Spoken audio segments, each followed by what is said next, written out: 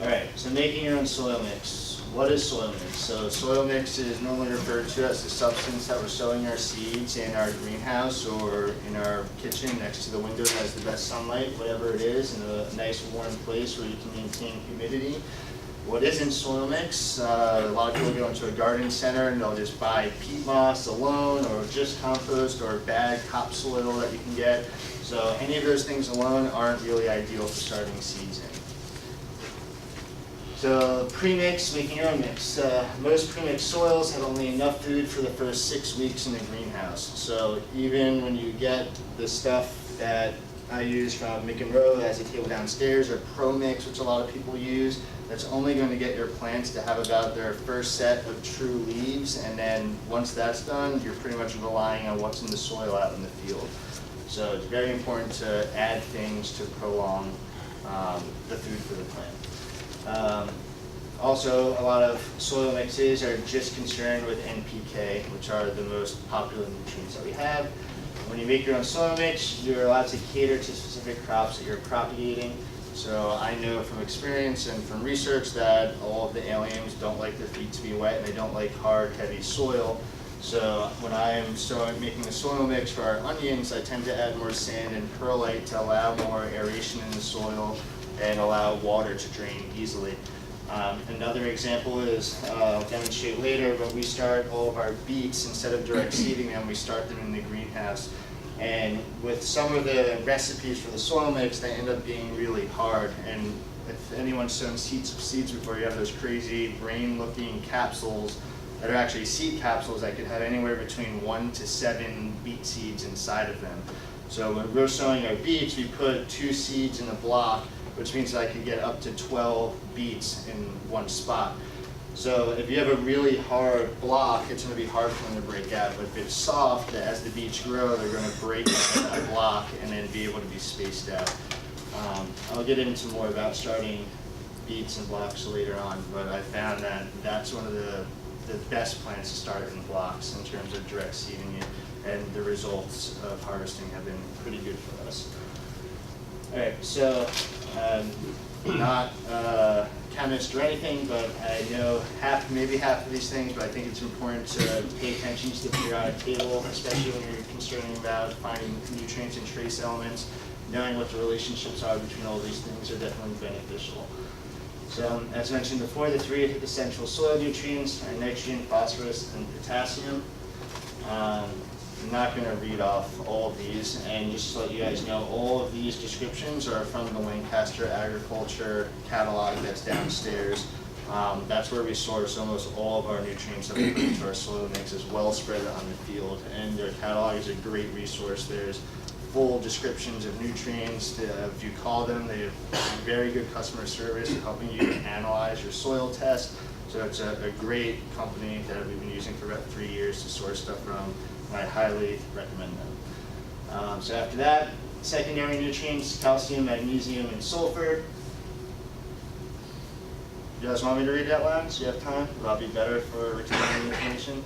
Or do you guys want? Yeah, go for it. Alright, so calcium, essential part of the plant cell wall structure, provides for normal transport and retention of other elements. It gives strength to the plant, counteracts the effects of alkali salts and organic acids in the plant. Magnesium, essential for photosynthesis, activates plant enzymes needed for growth. And sulfur, which is something that a lot of people's soil lacks, so it's important to make sure you get sulfur into your soil. It produces proteins, improves root growth and seed production, aids in chlorophyll formation, promotes development and activity of enzymes and vitamins, helps with vigorous plant growth and resistance to cold weather. And then trace minerals. So this is the fun stuff. Boron, another thing that's depleted in a lot of soils that you want to make sure you have trace amounts of. It's essential for seed and fruit development, helps in the use of nutrients such as calcium uptake in the tissues, regulates other nutrients, aids in the production of sugar and carbohydrates, required so that calcium can perform its metabolic chore. Copper, important for the reproductive growth, key to elasticity of the plant, controls mold, interacts with iron and manganese.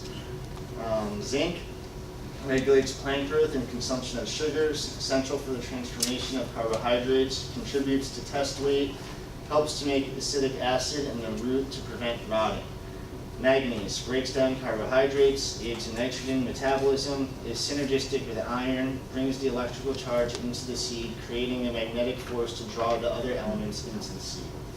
Iron draws energy to the plant leaf by absorbing heat from the sun, essential for the formation, maintenance, and synthesis of chlorophyll and RNA metabolism in the chloroplast. Some additional nutrients and elements. So microbes aren't necessarily an element, but they're responsible for making the nutrients available to plants, and you want to have the mentality that you're feeding your microbes in the soil, not the plants themselves. So we have the mindset that we're going to give all these nutrients that are soluble to the plant. They're going to take it up instantly. As Dan Kittredge said yesterday in his workshop, it's like having an IV, force feeding yourself. It's not natural. So we want to enhance the activity that's going on in the soil, and the soil has a symbiosis with the plants via its roots, so we want to encourage that. Carbon, it's a non-metal element that occurs in all organic life and is the basis of organic chemistry. Contained in all protein, sugar, starches, and carbohydrates, carbon can bond itself to itself as well as to a wide variety of other elements, forming almost 10 million known compounds. So these last four are important, but I'm just going to talk about their importance for animals. So in our system, where we have annuals planted maybe this year, in a year or two, we might have our livestock in that site. So making sure that I have all these trace elements that are good for our livestock is important to make sure that I have, or I'm going to have vegetables. But we're animals also, so we do need trace amounts of this in ourselves as well. So selenium is an antioxidant along with vitamin E, involved in the absorption and retention of vitamin E and essential to the immune system, required for normal growth and reproduction in animals. Molybdenum, essential for plants in trace amounts, governs microorganisms that are needed to set the stage for anion nutrient uptake, assists nodulation in legumes. Cobalt, another thing that a lot of people's soil is lacking, especially in the Northeast. Benefits soil microorganisms, is a precursor to enzymes and biostimulant, is required by nitrogen-fixing bacteria, especially on the root nodules and legumes, is needed for the synthesis of nutrient-dense feeds and foods. These nutrient-dense compounds are necessary to resist insect and disease attacks. Chlorine, essential to the growth in some plants and livestock, is a major anion involved in osmotic pressure and the acid-base balance. The chief anion in gastric juice, where it unites with hydrogen ions to form hydrochloric acid, which is the stuff that's in our gut that helps digest all the food we put into our bodies. Okay, so calcium is probably the thing that most people are familiar with having their soil. Limestone, I'd say even the person that doesn't garden and just has ornamental plants is familiar with. You apply it to your lawns. So there's a lot of different minerals and things that all have calcium. So I put these four.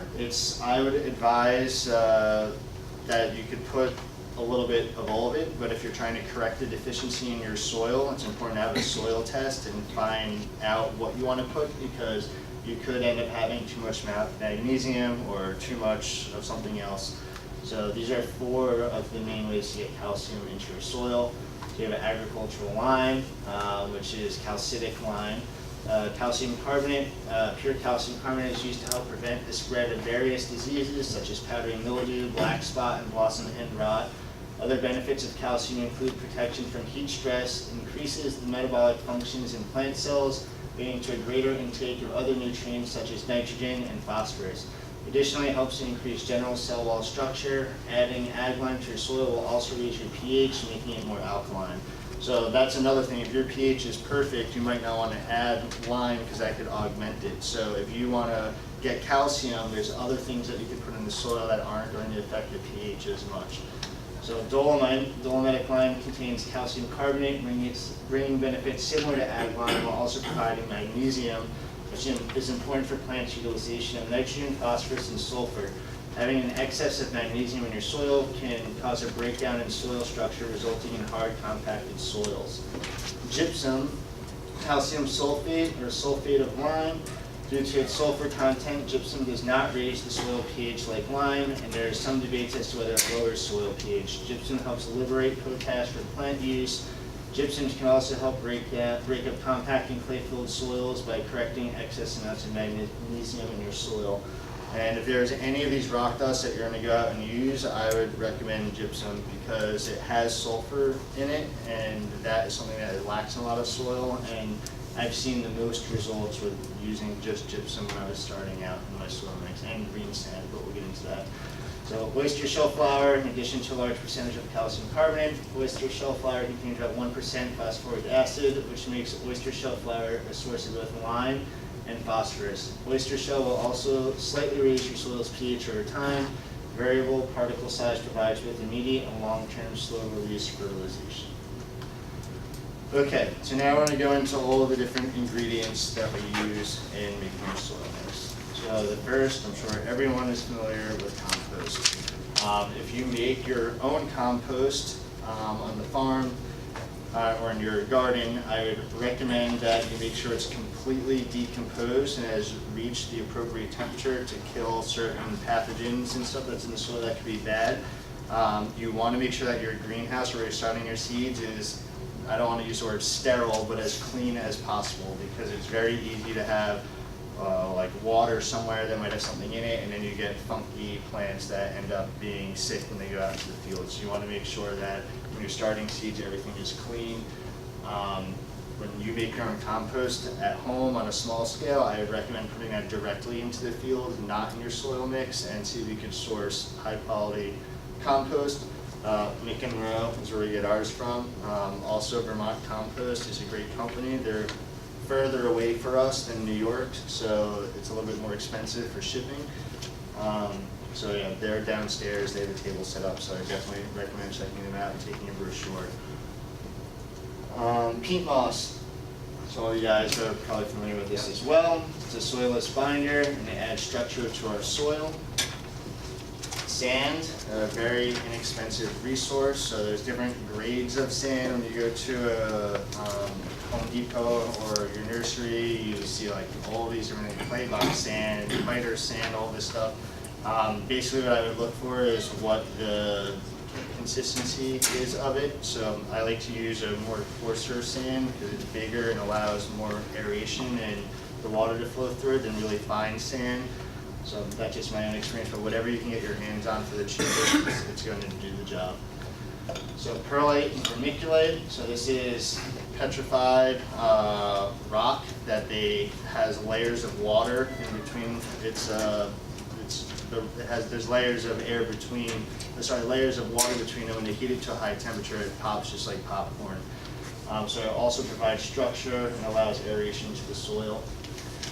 Limestone, so we have dolomitic lime and calcitic lime, which we talked about before. Green sand, some of the largest deposits are actually in New Jersey, so we could get this stuff pretty affordably, which is great for us. And this is another excellent thing to have. It contains over 30 trace minerals and iron and potassium silicate. It can be used as a soil conditioner to improve soil and water holding capacity, and it's excellent to help loosen clay soil. When we moved on to our site, we have clay loam. That's the classification of our soil. And when we first moved in, the portion of the property was farmed conventionally before us, so it would rain and it would dry and it would look like the moon out in the field. So we applied green sand to the entire field in the beginning, and I have yet to see that happen. So I think that's really powerful stuff, and I definitely recommend it. Rock phosphate, so natural soft phosphate clay contains calcium, phosphorus, and trace minerals. As colloidal phosphate, it is almost 100% available. It's a non-soluble material that stays attached to the soil structure. So again, a lot of these things that we're talking about, you put them in the soil and they're there for years to come. So I like to add them in small doses over time, and eventually I'm going to have this giant stash of ingredients in the soil that's available to my plant. Whereas things like blood meal and bone meal are pretty much after 5 months, maybe even less than that, the plants have used it all up, and then you need to use it. So again, we're trying to limit the amount of inputs that we need to bring onto the farm. And my kind of philosophy is, now that we have this abundant, cheap resource of oil, we could get these things that are mined in Utah or Vermont or wherever and bring them to our site now. So while we have access to that, so oil to soil, let's use that resource efficiently so then we could build a sound system to grow our food in. Gypsum, it's a moderately water soluble, highly available source of calcium and sulfur, nourishes the plant as it becomes part of the soil structure, does not build the calcium in the soil, and it helps the porosity of the soil. Aragonite, which is basically marl, which comes from the soil. It's a highly available source of calcium, and it has over, I think, 35 different trace minerals as well. And azomite, so this is becoming a pretty catchy thing that a lot of people are hearing about, especially in the permaculture community. So as of right now, this is the highest source of trace minerals and elements from one substance that you can get in the United States. It stands for A to Z of minerals in trace elements. So it's an acronym. And azomite is accompanying, it's this pink ore rock that's located in southwestern Utah. There's multiple accounts of Native Americans finding it and using it for a very long time and spreading it out in their field. And basically about 3 million years ago, there was a volcano that erupted, and there formed, I mean, that section of the continent used to be an ocean and a giant lake. So we have all of these elements that are in the water and the ocean that are really good in combination with volcanic ash. So that gave us all these amazing things that we need. There's trace amounts of gold and silver and copper, and add it to my water in the morning, and you're good to go. You can feed it to your livestock. So it's a great resource. The blood meal, bone meal, and feather meal. So these are things I've used. I think from the research that I've been doing that I'm probably going to phase out of using these probably after this season. I have a few bags left that I'll use. But I believe that having compost will allow all of those things in it. And like I said, I don't want to be spending money. I mean, one of these bags, if any of you guys have bought them, they're about $30 each, and they don't go a very long way. And if you want to like side dress your plants with it, you need to do it multiple times a year. So I'd rather get good compost or start making compost on site, or grazing my animals that are going to give me all of the NPK that I need as it breaks down, and spend my money on getting these rock dusts into the soil to remineralize. So another thing is sea salt, molasses, kelp, and seaweed tea. So when we're adding the water to our soil mix, I like to make this tea concoction, and one of you guys is going to volunteer and make that for us in a few minutes. And so I want to give my plants as much of a jump start as possible when I'm starting them, and start them out as healthy as possible. So the ocean water has over 60 to 70 different amounts of trace elements and minerals. Molasses, which is sugar, is something that all microbacteria needs in our gut flora and our stomachs in order to produce and be proactive. So we're expediting that process. And sea salt stimulates feed, enhances the microbiota that live in the soil, plant tissues, and in the digestive system of all forms of life. So again, the greater amount of microbial activity in the soil, the healthier plants will be. And also, so I make this mixture throughout, if you guys have heard of foliar sprays. So I basically make this, we joke around and call it salad dressing on the farm. So you have these other farmers that are in hazmat suits spraying their stuff, and I'm like freely mixing it with my hand, not worried about it. Sometimes I put apple cider vinegar in it, and I'm literally walking around the field spraying salad dressing all over my plants. It sounds much better than something that's going to make me sick. True. Alright, so a mixture of rock dust and C90 is especially powerful, and again, C90 is a form of sea salt that they're mining from the ocean. So they have these giant lagoons off the ocean that they allow the ocean water to come in, then they close it off and the water evaporates, and you're left with these huge deposits of sea salt. And the ocean is obviously an abundant resource for us, so there's plenty of salt from it to go around. And that's the source that I use, that and rock salt. I'll talk about that in a minute. The mixture of rock dust and C90 is especially powerful because the C90 is water soluble and instantly available in the soil matrix. Microbial populations feast on the minerals and trace elements rapidly, expanding their populations. In turn, the microbes break down the rock dust particles into bioavailable nutrients that plants can utilize. This combination provides instant and residual nutrient availability for many more years.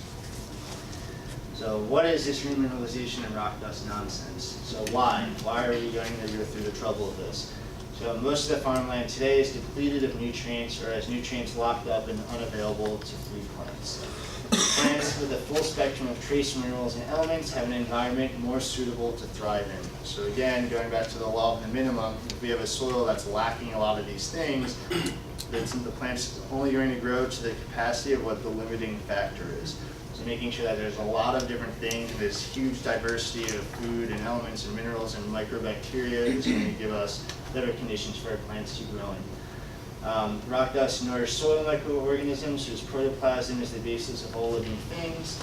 Soil microbes digest minerals in a protoplasmic form that is then available to plants. So to the left is a diagram of what a plant cell looks like, and to the right is a diagram of the rhizosphere of the soil.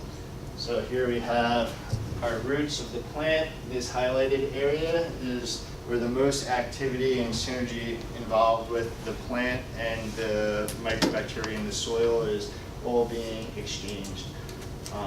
Dan Kittredge talked a lot about this yesterday. If you guys want to know more about it, he is a professional on that. I'm not, so I'm just giving you a taste. But I definitely do research on the rhizosphere, and I think if you better understand that, you're going to better understand what's going on with your plant.